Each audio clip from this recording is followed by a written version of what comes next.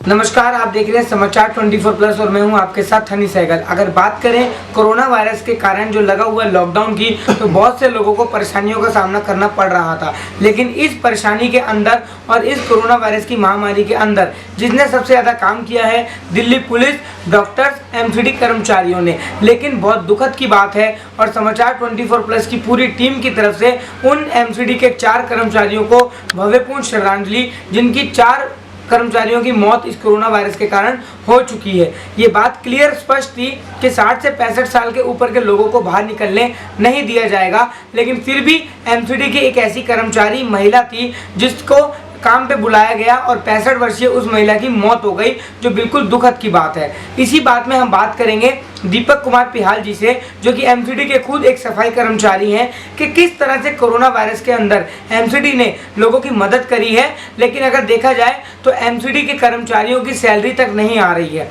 दिल्ली सरकार एक तरफ वादा करती है कि हम बहुत सा काम कर रहे हैं, सरकारी कर्मचारियों को पूरी सुविधाएं दी जा रही हैं, उनका ईपीएफ कटता है, उनका ईएसआई कटता है, लेकिन फिर भी उनकी सैलरी क्यों नहीं दी गई और 3-3 महीने वो सरकारी कर्मचारी कैसे अपना घर चला रहा था। दीपक जी, बहुत बहुत स्वागत।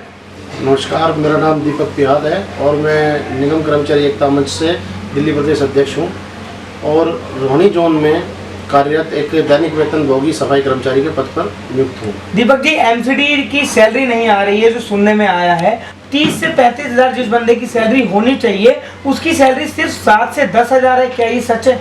बिल्कुल ये बात सच है। और जिनकी सैलरी अभी लोग बोलते हैं कि भाई 30 से 35 हज़ार रुपये सैलरी है, ऐसा कुछ नहीं है।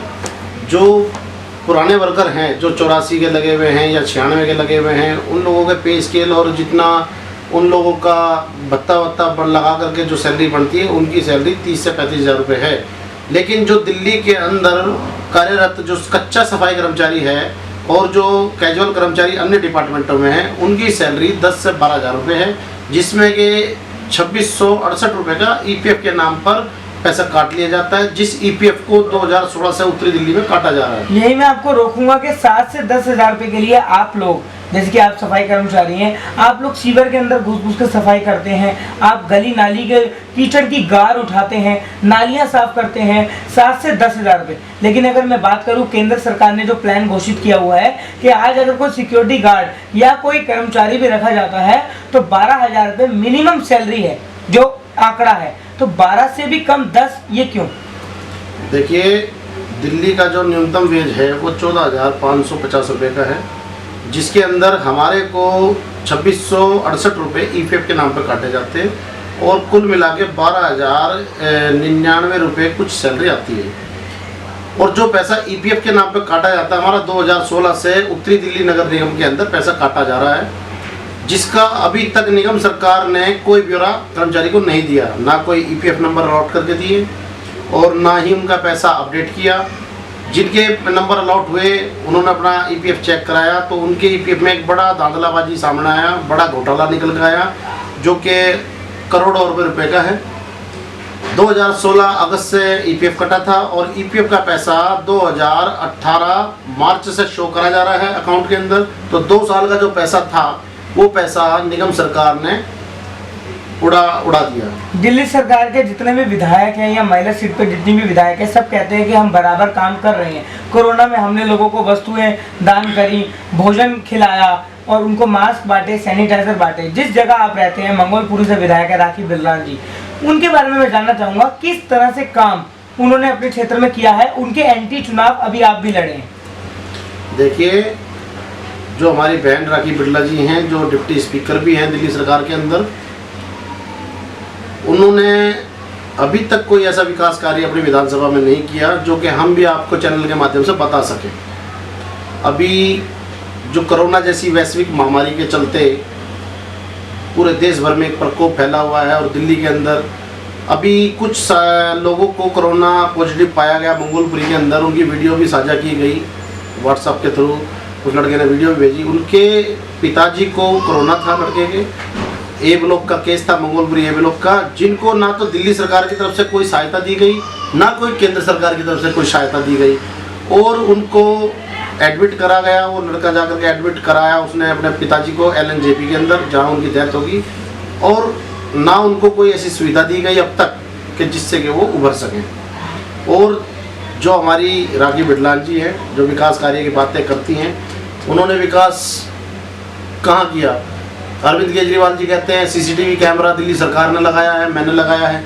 तो मैं पूछना चाहूँगा आपके चैनल के माध्यम से, जो 5 साल का फंड राखी बिडलान जी को, विधायिका जी को दिया गया, वो कौन से विकास कार्य में लगाया, उसका ब्यौरा दें चैनल पर आकर। और शर्म आनी चाहिए दिल्ली सरकार के उन 4 विधायकों को जो वाल्मीकि बता करके सत्ता में आए और आज सत्ताधारी पार्टी के साथ विधायक बनकर के विराजमान हैं।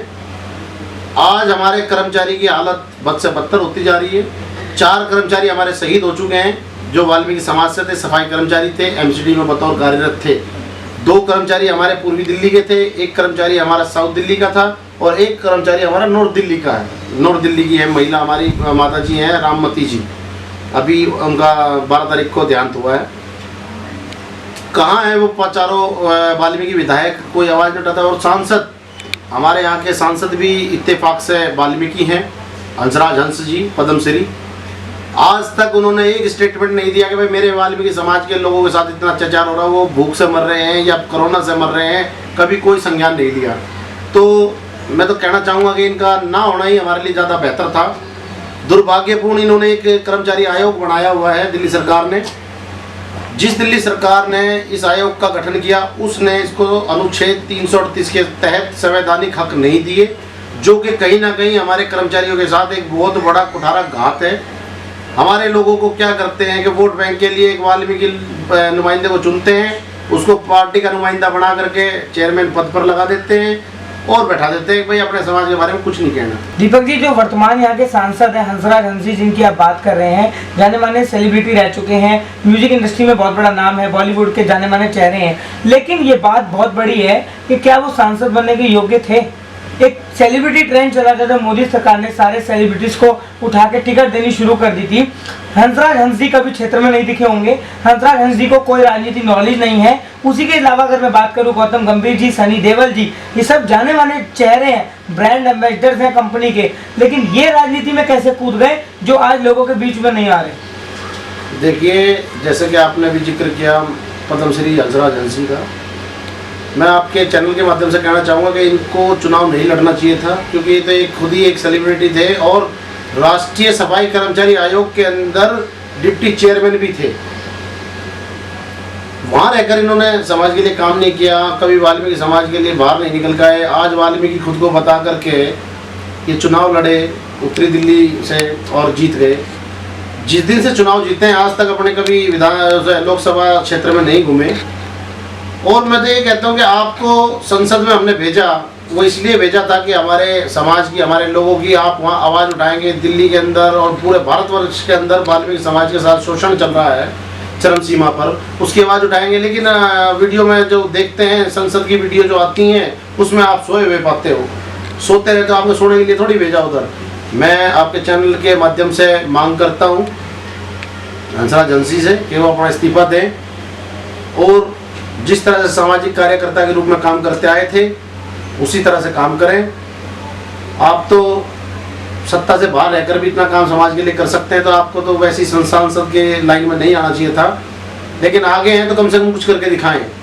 और दिल्ली के जो 4 विधायक वाल्मीकि बन करके बाहर आए हैं कि हम तो वाल्मीकि समाज से हैं और हमें टिकट दो, जिन्होंने टिकट लिया और इलेक्शन लड़ा और फाइट करके जीते, उन 4 विधायकों से भी मेरी यही गुजारिश है कि आप अपना तत्काल प्रभाव से इस्तीफा दे दें दिल्ली सरकार से। एमसीडी कर्मचारी होने के नाते आपकी क्या डिमांड है सरकार से कि किस तरह से जो 4 लोग एमसीडी कर्मचारी शहीद हुए, जिसमें एक महिला भी है 65 वर्षीय, सबसे पहले तो एमसीडी के ऊपर कार्रवाई होनी चाहिए। कोरोना वायरस की जितनी भी गाइडलाइन थी उसको फॉलो ना करते हुए उस बूढ़ी औरत को काम पर बुलाया गया और उसकी कोरोना वायरस के कारण चलते मौत हो गई, ये सब पूरी दुनिया जानती है। तो उसको किस तरह का मुआवजा मिलना चाहिए, एमसीडी के ऊपर किस तरह की कार्रवाई होनी चाहिए, और इस कोरोना वायरस जो अब जब तक चल रहा है तब तक एमसीडी को किस किस चीज़ों का ध्यान रखना चाहिए ताकि और मौतें ना हो?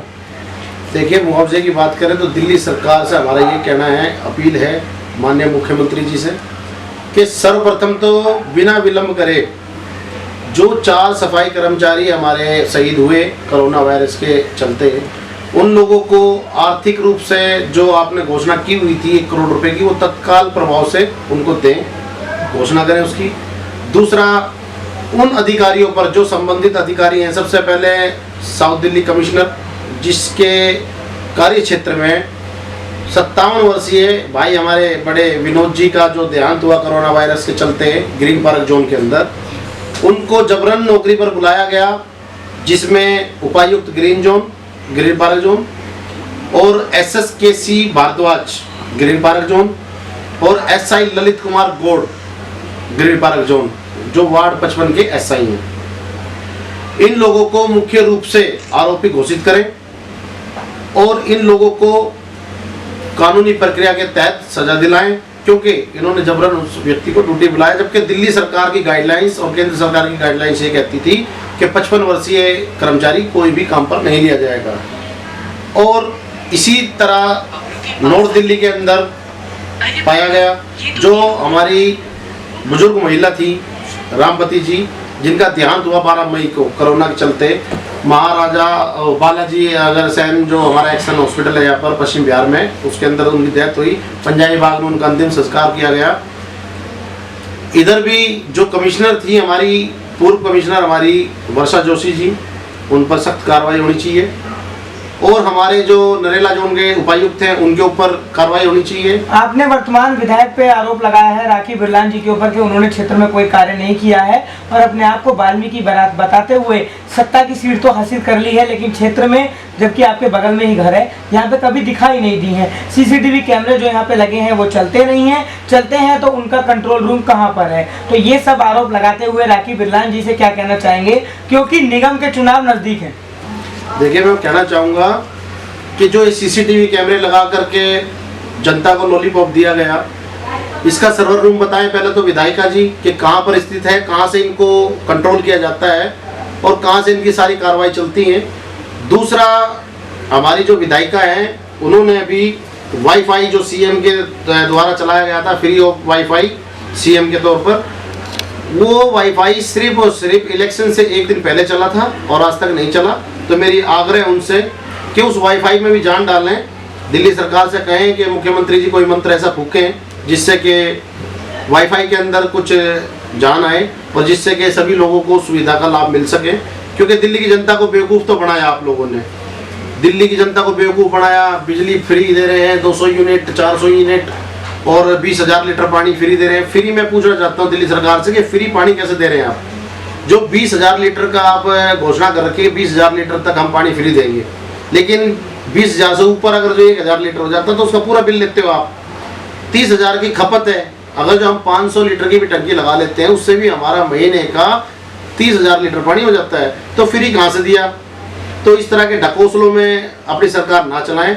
हम कहते हैं दिल्ली की जनता को स्पष्ट राजनीति करके दिखाएं और एकदम क्लीन और साफ सुथरी राजनीति करें। ये जो शराब के ठेके खोले हैं अभी दिल्ली सरकार ने, ये कहाँ तक जायज है कि लॉकडाउन में लोगों के पास खाने के पैसे नहीं है, लोग गली गली जाकर ये देख रहे हैं कि हमें कौन सी संस्था खाना दे जाए। जिसके पास पैसा है वो तक लाइन में लगा हुआ दिखाई दिया है, मतलब लोगों को चाहिए, उनके पास है फिर भी चाहिए। ये कहाँ तक सही है? लेकिन दारू पीने के लिए, ड्रिंक करने के लिए और गुटखा तंबाकू लेने के लिए वो जगह जगह ढूंढकर पैसा कहाँ से ले आते हैं?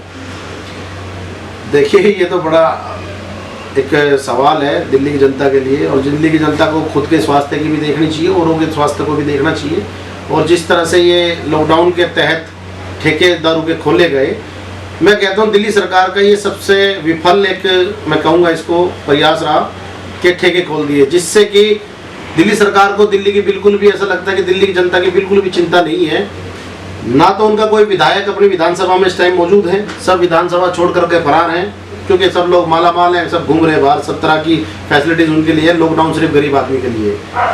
अभी दिल्ली सरकार ने ठेके खोले, ठेके के अंदर 70% महंगी दारू आप बेच रहे हैं। वो 70% पहले ही दारू लेने के लिए लोगों के पास पैसे नहीं थे, और आए भी तो अब वो जो एक्स्ट्रा पैसा उन्हें देना पड़ रहा है वो कहाँ से ला रहे हैं? रोजगार धंधा नहीं है किसी के पास भी, कमाई कहीं से हो नहीं रही है, पैसे कहाँ से ला रहे हैं? जो जमा पूंजी जो हमारी घरों की औरतें अपने घरों में दुबका करके पैसे रखती थी अड़ी भीड़ के लिए, कोई फंसी के लिए कि भाई हमारे को कोई ऐसी इमरजेंसी आ जाए, तो इमरजेंसी का जो पैसा पड़ा होता था, लोग वो पैसा चुरा रहे हैं, अपनी वाइफ से लड़ रहे हैं, झगड़ रहे हैं, लड़ाई कर रहे हैं। अभी कुछ दिन पहले की बात है, राखी बिडलान जी की विधानसभा में कुछ लोग दारू पी करके झगड़ा कर रहे थे। राखी बिडलान जी ने विरोध नहीं किया बिल्कुल भी, क्योंकि वो तो खुद एक महिला है, महिला की प्रॉब्लम को अच्छी तरह से समझ सकती हैं। जिस तरह से महिलाएं आज दुखी हैं अपने घर के अंदर राशन के लिए, पैसे के लिए, लेकिन हमारे जो जेंट्स लोग हैं वो दारू के लिए कैसे भी करके पैसे को चुरा रहे हैं या छीन रहे हैं और घर में कलेश कर रहे हैं दारू पी करके। तो हम तो ये कहेंगे, दिल्ली को सरकार से हमारी गुजारिश रहेगी कि ठेका जो ये चालू किया है इसको बंद करें तत्काल प्रभाव से। और लॉकडाउन के ऊपर जो ये भद्दा मजाक दिल्ली सरकार और केंद्र सरकार कर रही है कि लॉकडाउन दिल्ली में एकदम लगा हुआ है, और उसके बाद भी जो जिस तरह से पब्लिक आज रोड पर है, ये सरासर दिल्ली जनता को और भारत की जनता को मौत के मुंह में घुसेड़ने का रास्ता केंद्र सरकार और दिल्ली सरकार चला रही है, जो कि कतई ठीक नहीं है, बिल्कुल भी ठीक नहीं है, जिससे संक्रमण ज़्यादा फैला और दिल्ली के अंदर मामले और ज़्यादा आने लगे। या तो आप लॉकडाउन बिल्कुल हटाएं या लॉकडाउन को बिल्कुल एकदम लॉकडाउन की तरह से लेके चलें। आप कहते हैं केजरीवाल साहब के ड्यूटियों पर आओ, सभी कर्मचारियों को अपनी नौकरियों पर बुलाएंगे, हम ऑफिस खुलेंगे, ये अरे बस तो चलाई नहीं आप लोगों ने, आए कैसे? पैदल थोड़ी आएंगे लोग। जो लोग पैदल आते हैं उनको दिल्ली में घुसने नहीं दे रहे, तो दिल्ली से बाहर है वो क्या करें? तो ये सब समस्याएं हैं कर्मचारियों की, जिसके तहत दिल्ली सरकार को केंद्र सरकार को मिल करके कोई साझा प्लान बनाना पड़ेगा, क्योंकि कर्मचारी भी इस देश की अर्थव्यवस्था का एक अहम हिस्सा है, जो कि काम करता है दिन रात सरकारों के लिए, और सरकार को किसी भी तरह से किसी भी संकट में निपटने के लिए उसके साथ कंधे से कंधा मिला करके खड़ा होता है।